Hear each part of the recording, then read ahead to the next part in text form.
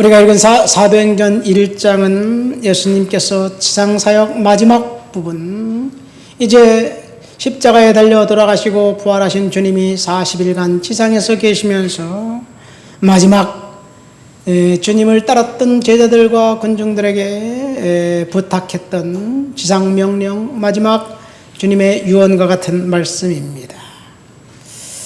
주님의 마지막 명령은 성령 받고 권능 받아 증인이 되라는 말씀이었습니다.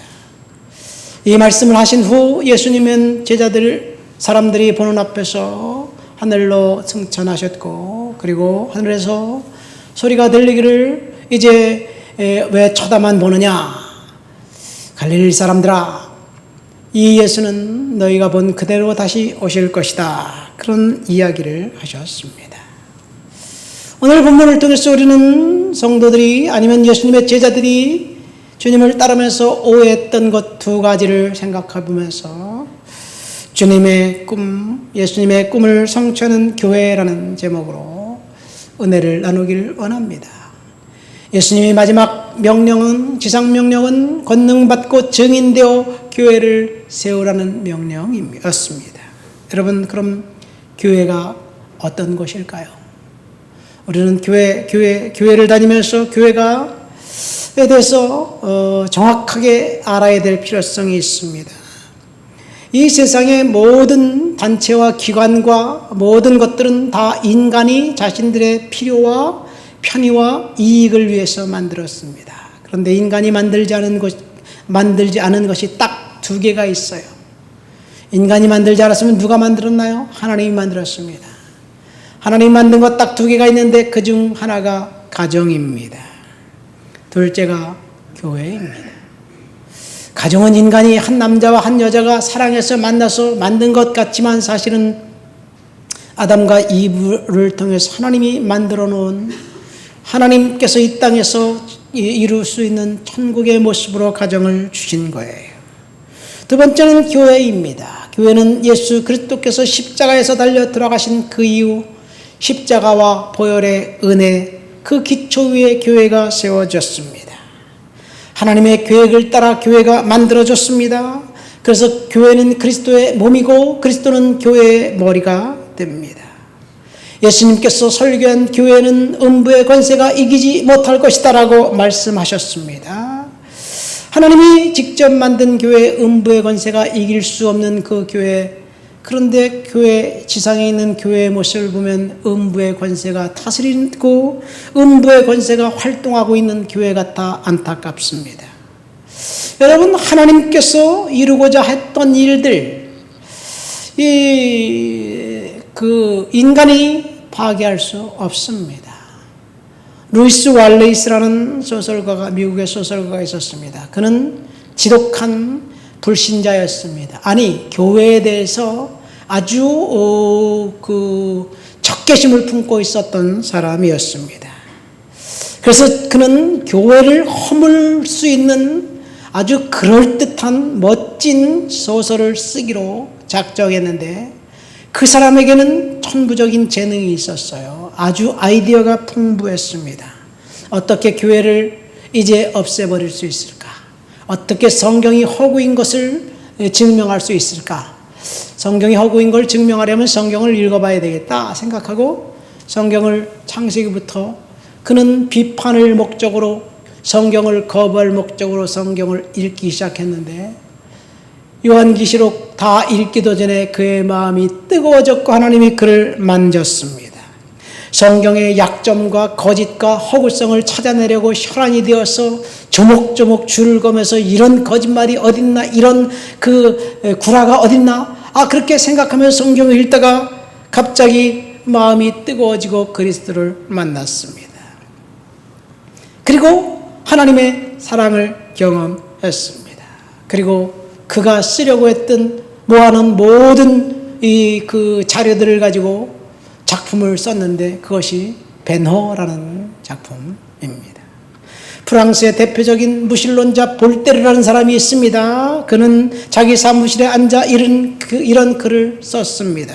성경의 숲을 지나가며 나무란 나무는 모두 목을 지어 100년이 채 지나기도 전에 기독교를 한낱 추억거리로 만들어버릴 것이다. 그렇게 쓰고 자기 사무실에 딱 그 글을 걸어놨어요. 여러분, 볼테르의 장담은 사실 허풍이 되고 말았습니다. 거룩한 아이디어라고 할까요? 볼테르는 세상적으로 성공한 사람 같았는데 비참했습니다. 그가 글을 썼던 그의 사무실, 그의 집무실, 그의 집은 영국 성서공회라는 단체에서 그 집을 사버렸어요. 그리고 그가 써놓은 그 표, 그 액자가 걸려있던 그 방에 성경책의 이 바닥부터 천장까지 그득그득 쌓여 있게 되었습니다. 여러분, 성경을, 하나님의 말씀을 사람들이 없애버리려고 조직적으로 시도했는데 그 시도마다 이제 이 실패로 돌아가고 맙니다. 중국이 공산화되면서 선교사들을 추방하고 목사와 이제 그 장로와 성직자, 직분자들을 다 이제 강제 노동 수용소로 보내고 죽이고, 그리고 교회를 불사르고 교회를 이제 못을 질러 교회를 문을 닫아 버렸습니다. 1966년부터 76년까지 10년 동안 문화 대혁명이라고 해요. 교회란 교회 몽땅 다 이제 없애버렸고 문빗장을 질러버렸고, 그리고 목회자들을 감금했고 성도들을 핍박했습니다. 그래서 눈에 보이는 교회는 하나도 없이 다 사라져 버렸습니다. 그런데 중국 공산당 정부는 하나님의 강력한 역사하심을 몰랐습니다. 중국 공산당 정부가 교회를 핍박하고 없애버렸다고 생각했는데 1970년대 교회가 지하로 들어가 성경책도 없고 목회자도 없고, 다만 성경 말씀을 기억했던 성도들을 통해서 예수 그리스도의 보혈의 은혜가 사람들에게 전해지면서 폭발적인 부흥이 일어났습니다. 여러분, 교회는 사람들이 없앨 수 없습니다. 하나님이 만드셨기 때문에 그래요. 그럼 교회라는 단어가 성경에서 언제 처음 나왔느냐? 마태복음 16장에 보면 예수님이 제자들에게 이렇게 질문합니다. 사람들이 나를 누구라고 말하더냐? 그랬더니 제자들이, 사람들이 예수님을 선지자 중 한 명이라고 이야기합니다. 죽은 엘리야, 승천한 엘리야가 다시 내려왔다고 얘기하고, 어떤 사람은 예레미야라고도 얘기합니다. 어떤 사람은 세례요한이 금방 전에 죽었는데 세례요한이라고 얘기하는 사람도 있습니다. 그렇게 이야기합니다. 그랬더니 예수님이, 그럼 너희들은 나를 누구로 알고 따라다니느냐? 그렇게 질문하니까 베드로가, 주는 그리스도시요 살아계신 하나님의 아들이십니다. 주는 메시아이십니다. 주는 하나님의 아들이십니다. 이런 고백을 했습니다. 이런 고백을 하니까 예수님이, 네가 정말 나를 제대로 알고 있구나 라고 이야기하면서 첫 번째 베드로의 신앙 고백하고 난 다음에 입에서 툭 튀어나온 말이 교회였습니다. 내가 이 반석 위에 내 교회를 세우리니 음부의 권세가 이기지 못하리라. 내가 천국 열쇠를 내게 주노니 내가 땅에서 무엇이든지 매면 하늘에서도 매일 것이요 땅에서 무엇이든지 풀면 하늘에서도 풀리리라. 이때 예수님이 처음으로 내가 이 반석 위에 교회를 세우겠다. 이 반석 베드로가 아니에요. 신앙 고백의 반석입니다. 그래서 우리가 매 예배 시간마다 신앙 고백을 하는 거예요. 새벽 예배 때도 신앙 고백을 합니다. 열심히 우리는 신앙 고백을 하는, 그 고백의, 신앙 고백의 터 위에, 기초 위에 세워진 교회입니다. 이것이 주님이 디자인해 놓은 교회입니다. 예수님이 처음으로 말씀하신 그 말씀 속에 교회 네 가지 요소가 있습니다. 첫 번째, 교회는 명확한 신앙 기초 위에, 신앙 고백 위에 세워져 있습니다. 두 번째, 교회는 음부의 권세가 이길 수 없습니다. 그래서 교회는 지옥문 앞에 딱 버티고 서 있는 거예요. 그래서 지옥문 앞에서 지옥으로 들어가는 사람들을 들어가지 말라고 막고 천국으로 인도하는 것이 교회입니다. 그런데 교회가 지옥문 앞에 있어서 지옥으로 가는 사람들을 막아야 되는데 어찌된 영문인지 교회가 오히려 걸림돌이 되어서 천국 갈 사람까지 식상하고 낙심하고 그래서 주님을 떠나게 만드는 사람들이 얼마나 많이 있는지 몰라요. 많은 사람들 나 40년 동안 교회 다녔어요. 교회 다녀보니까 뭐 별거 없더만요. 상처만 받았어요. 그래서 떠난 사람들이 많습니다.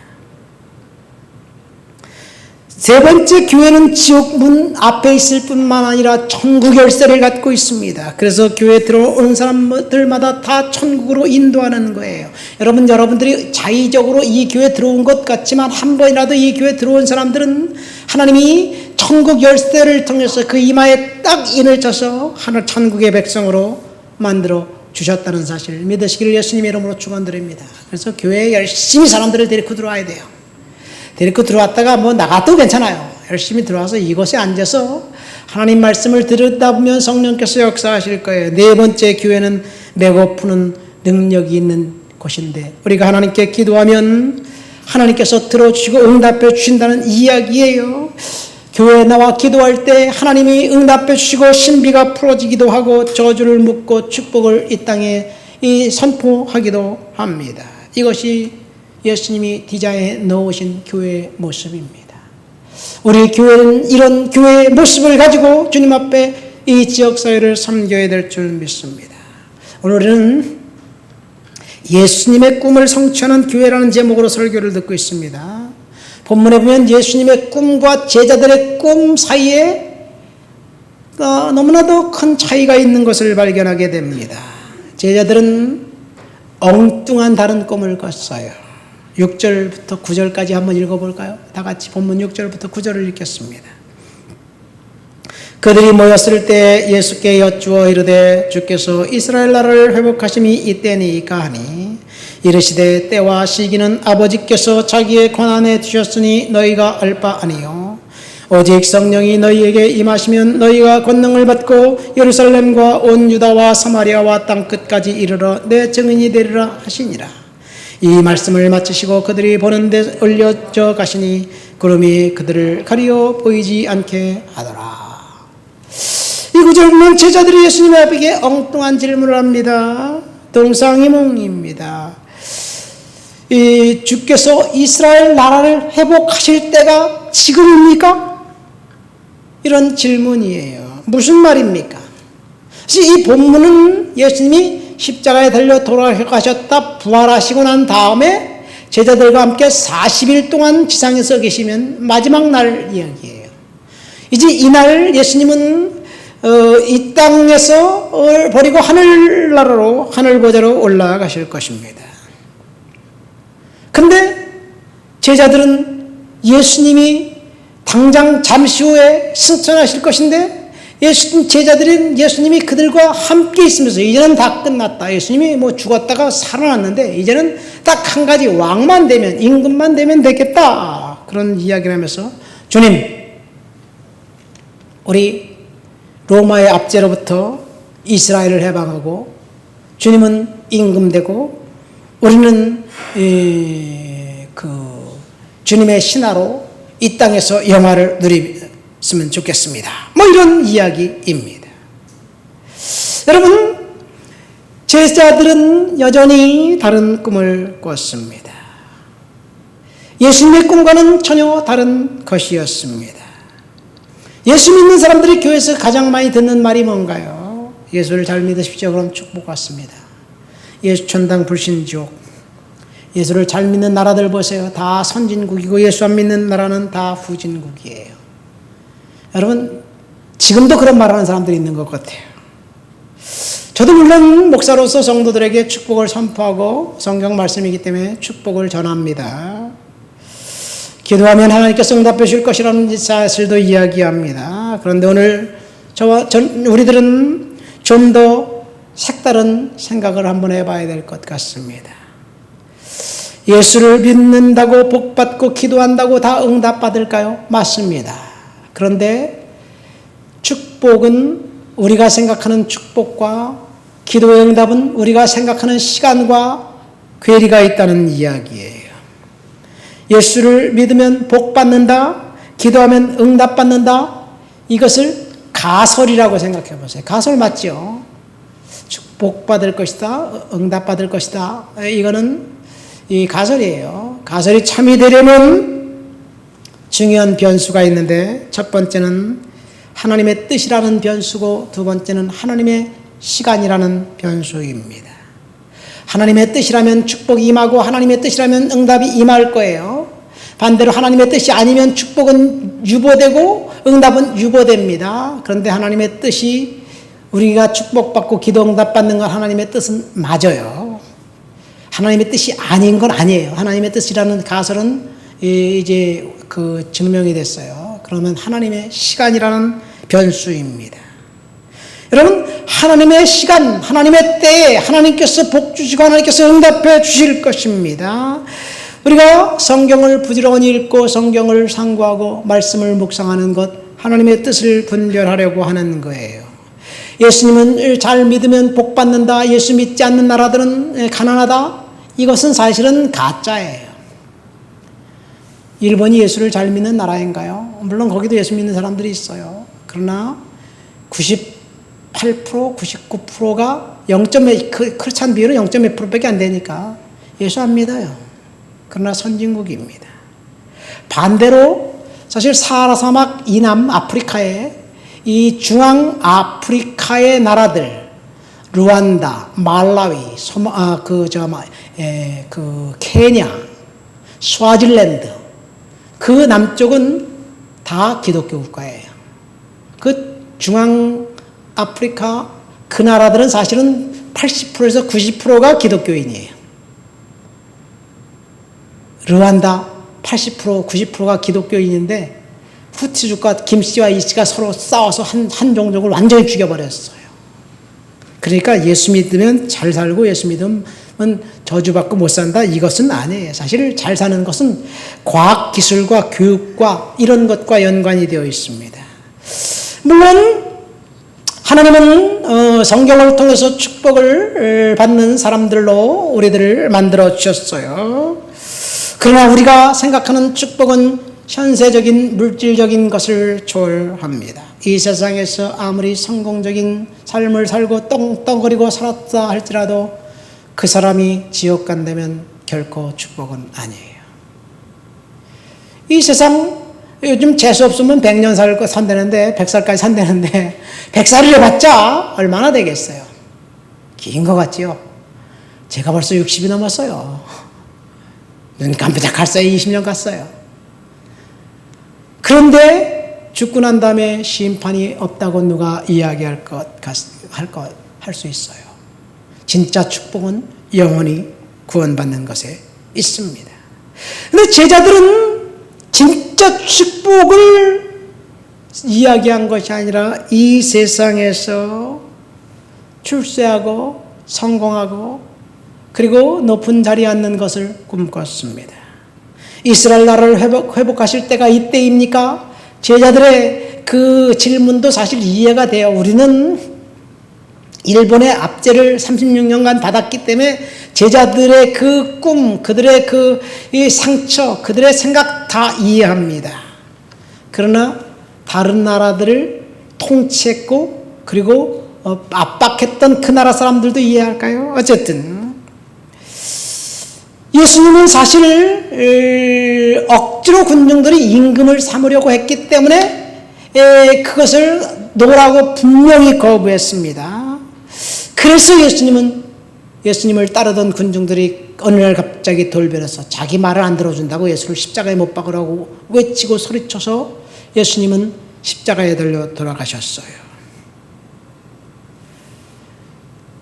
군중들의 요구를 들어주지 않았기 때문에 십자가에 달려 돌아가셨는데, 또다시 제자들이 예수님을 향해서 왕이 되어 로마의 압제로부터 이스라엘 나라를 회복하실 때가 되었습니까? 라는 질문을 합니다. 제자들은 하나님의 뜻, 예수님의 그 기대 상관이 없었습니다. 자기 자신들이 원하는 것을 요구했습니다. 제자들은 오해했다는 것은 하나님의 뜻을 찾기보다는 자신의 욕구와 욕망을 간절하게 갈망했습니다. 어쩌면 오늘날 현대 그리스도인들이 예수를 믿으면서 동일한 오해를 하고 있지 않는가 생각됩니다. 예수 믿고 축복받고, 예수 믿고 성공하고, 예수 믿고 병 고치고, 예수 믿고 자식들이 좋은 대학 가고, 여러분, 예수님을 위해서, 하나님의 영광을 위해서 우리가 예수 믿는 것이 아니라 예수 믿고 난 다음에 복받기 위해서 예수를 믿는다면 제자들이 예수님을 오해한 것과 동일합니다. 물론 예수 믿으면 축복을 주님이 주실 거예요. 여러분, 제가 요즘은 그 새벽 예배 때 그 기도하지 않지만 오퍼레이션 월드라고 세계 기도 정부를 가지고 전 세계에 있는 모든 나라들을 매일 아침마다 기도했어요. 그래서 제가 전 세계 어느 나라가 어느 구석 어느 곳에 있는지 다 알아요. 하도 많이 기도했기 때문에 여러분들 모르는 생소한 나라도 저는 다 알아요. 늘 기도했기 때문에. 근데 그 오퍼레이션 월드를 통해서 보면 중앙아시아, 중동, 우리 지금 이란, 미국하고 이란하고 전쟁하잖아요. 이란에 기독교인이 없나요? 있어요. 옛날부터 믿어왔던 기독교인들 있습니다. 이라크에도 있고요. 중앙아시아도 있습니다. 이집트에도 말할 것도 없이 있어요. 이집트에 있는 교회들은 콥틱 기독교인들이에요.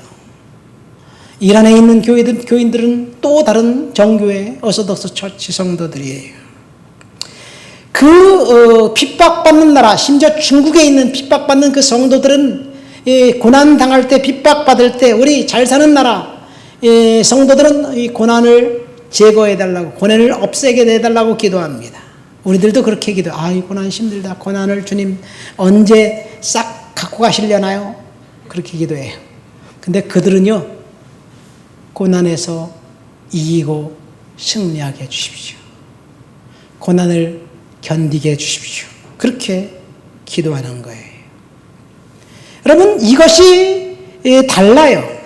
고난을 우리는 견디고 이겨내야 되는데 고난을 없애지게 해달라는 것.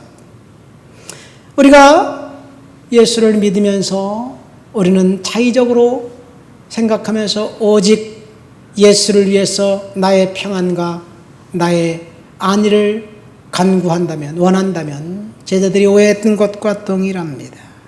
예수님은 십자가를 지고 나를 따르라고 말씀하셨는데 우리는 십자가 지기보다는 축복을 우선합니다. 사람들은 누구든지 나를 따라오려거든 자기를 부인하고 자기 십자가를 지고 나를 따라오라 라고 주님이 말씀하신 자기 십자가에 대해서 오해합니다. 자기 십자가를 어떻게 오해하느냐? 내가 예수를 믿는데, 예수를 따르는데, 그 예수를 따르면서 뭔가를 하지 말아야 될 행동들, 그러나 가급나 계속해서 툭 튀어나오는 내 습성들, 오래된 자들, 그런 행동이 십자가라고 생각을 해요. 물론 그럴 수도 있습니다. 이거 오해예요. 두 번째는 어떤 사람은 또 십자가를 지라 그러니까 질병, 시련, 고난, 이것을 견뎌내는 것이 십자가라고 생각합니다. 물론 그것이 십자가 아니라고 말할 수 없어요. 십자가일 수도 있습니다. 사실 그러나 고난과 질병들, 이런 것들은 우리가 자발적으로 선택해서 견뎌내는 것이 아니라 타락한 세상에 살고 있기 때문에, 아니 공장에 불이 났는데 어떡할 거예요? 내가 원한 건가요? 하나님이 원한 건가요? 사탄이 그런 건가요? 그거는 이 십자가가 아니에요. 그냥 자발적으로 일어나는 일이에요. 여러분, 누구나 이런 결함들은 다 하게 되어 있습니다. 십자가는 사실은 자기 부인이에요. 나를 부인하는 것은 다른 사람에게 양보하는 거예요. 다른 사람의 이익을 우선 생각하고 나보다는 다른 사람을 먼저 섬기는 거예요. 두 번째, 십자가는 죽음의 자리에 세워졌어요. 십자가는 죽음이에요. 십자가를 지라는 말씀은 주님이 말씀하셨는데, 죽으라는 말씀인데, 주님은 죽음이 끝이다가 아니라 나를 위해서 목숨을 잃는 자는 어떻게 된다고요? 얻게 된대요. 아니, 죽었는데 무슨 끝인데 뭐 어떻게 된다고 이해가 안 돼. 주님이 선문답하신 건가? 그런데요, 나를 죽이면 거기서 성령이 살아나는 거예요. 이게 십자가입니다. 자기 십자가를 진 사람에게, 그래서 주님은 죽은 사람에게 생명을 약속하신 거예요. 자기의 십자가를 진 사람에게 주님은 축복을 약속하신 거예요. 그러니까 십자가는 헌신이고 희생이고 나를 버리는 것이고 나를 내세우지 않는 것이고 나를 중심으로 생각하지 않는 것입니다.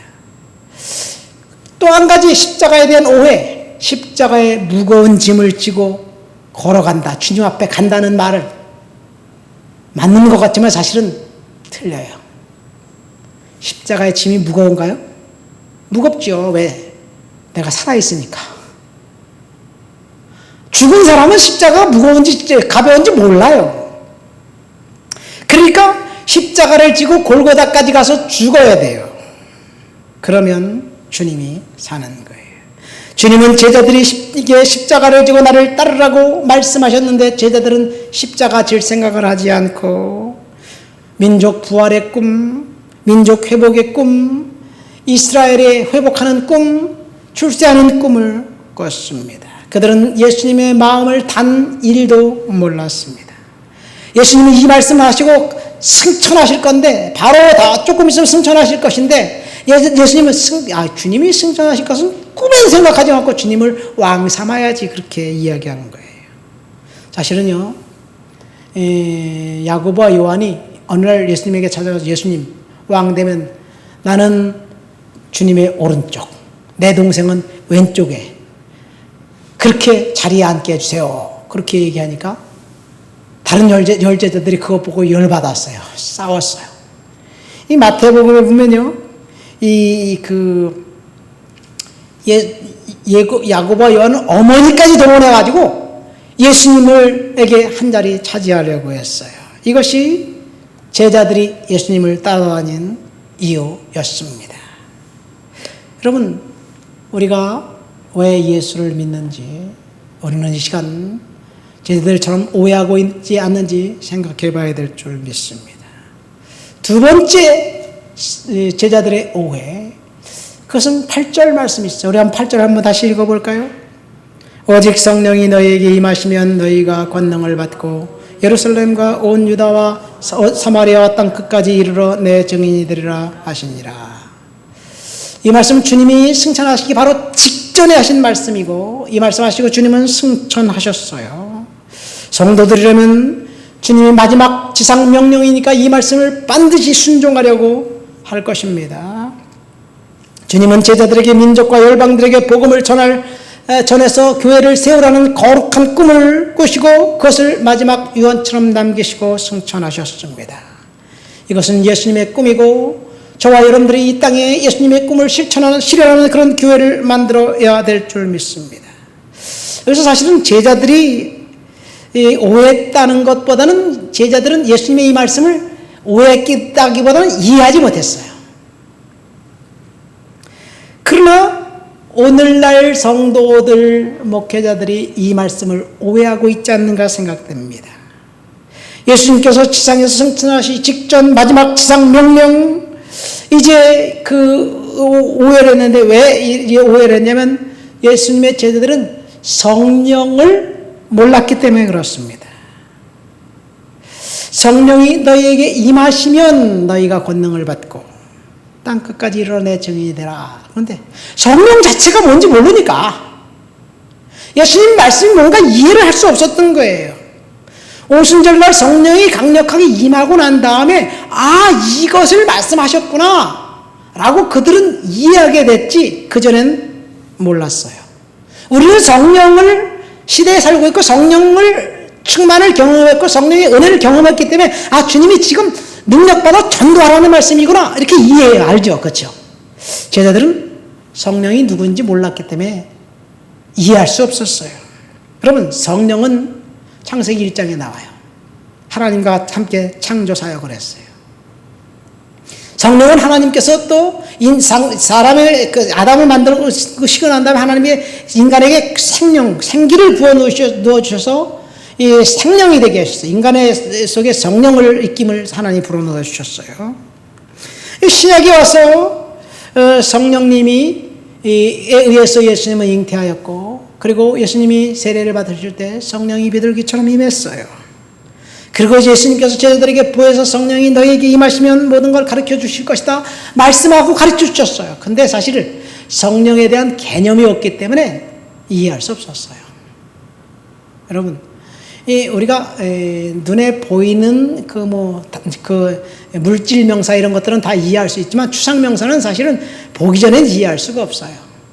제가요, 유학을 처음 갔는데 레지스터 등록을 하면서 나한테 그러더라고요. Do you have email?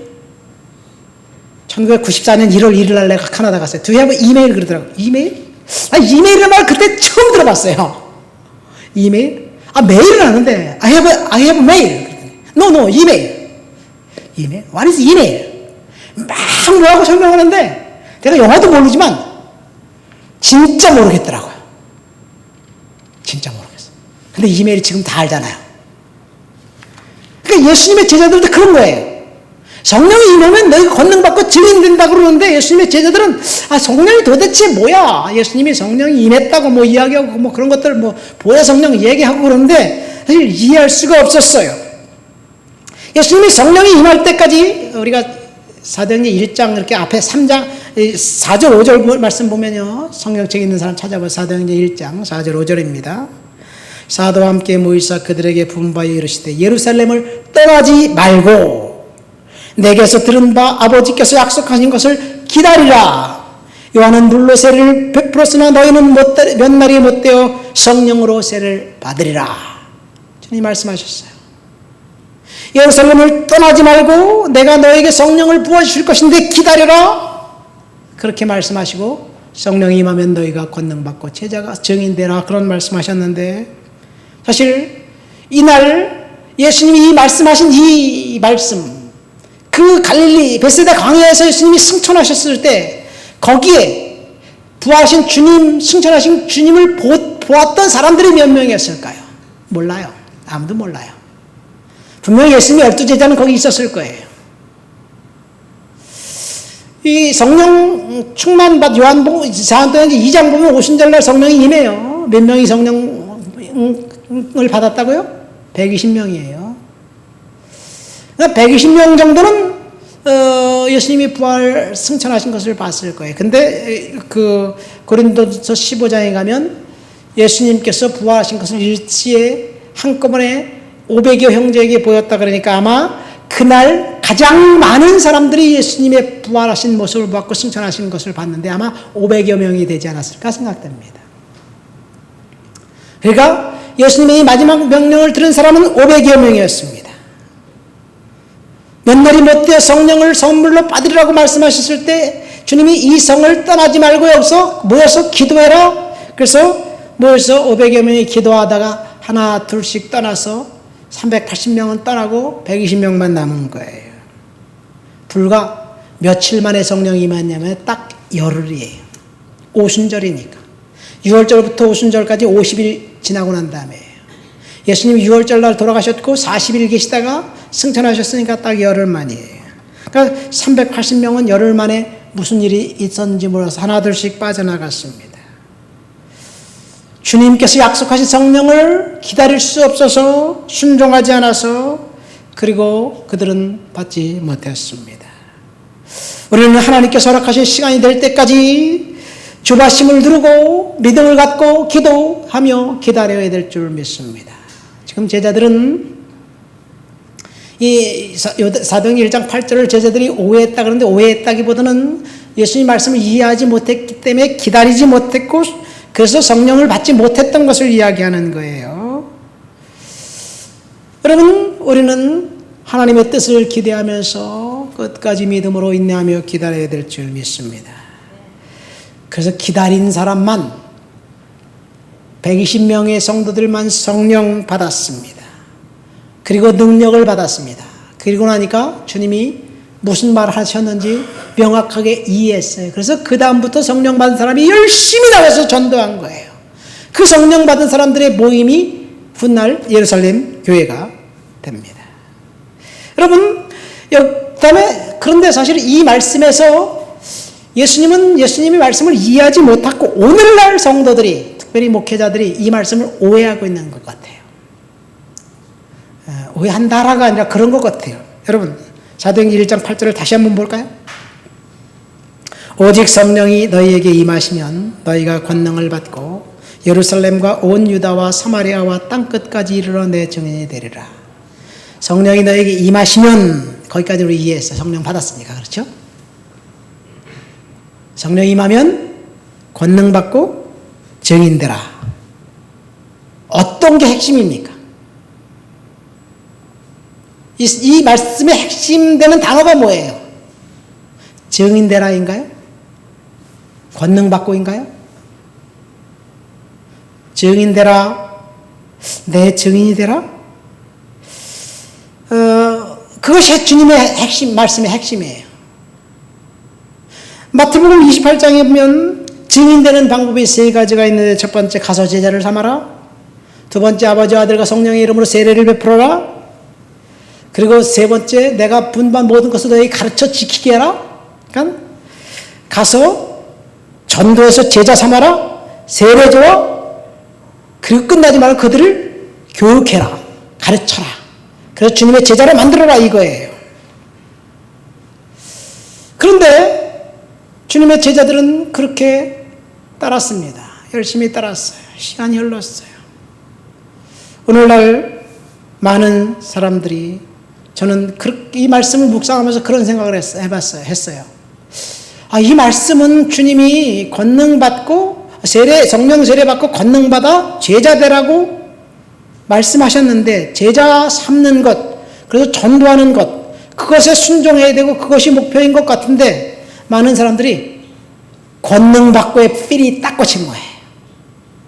권능을 받고, 권능을 받아서 제자 사역해야 되는데, 권능을 받으면, 능력을 받으면 당연히 전도하고, 그래서 성도를 많이 교회를 불러 모으면 전도한 것 아닌가요? 맞죠? 그럴 수도 있어요.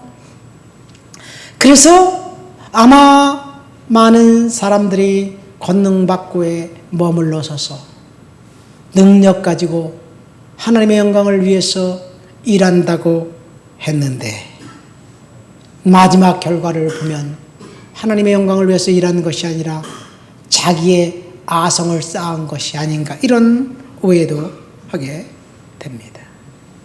여러분, 중요한 것은 권능 받고가 아니라 증인되는 삶을 살라는 이야기예요. 저도 능력이 필요하고 권능이 필요하고 그리고 은사가 필요합니다. 기도합니다. 그런데 그 이유는 증인이 되기 위한 거예요. 저와 여러분, 그러면 증인 되는데 권능 받지 않으면 증인이 될 수 없나요? 열심히 전하면 증인 되는 거겠죠. 전도하면.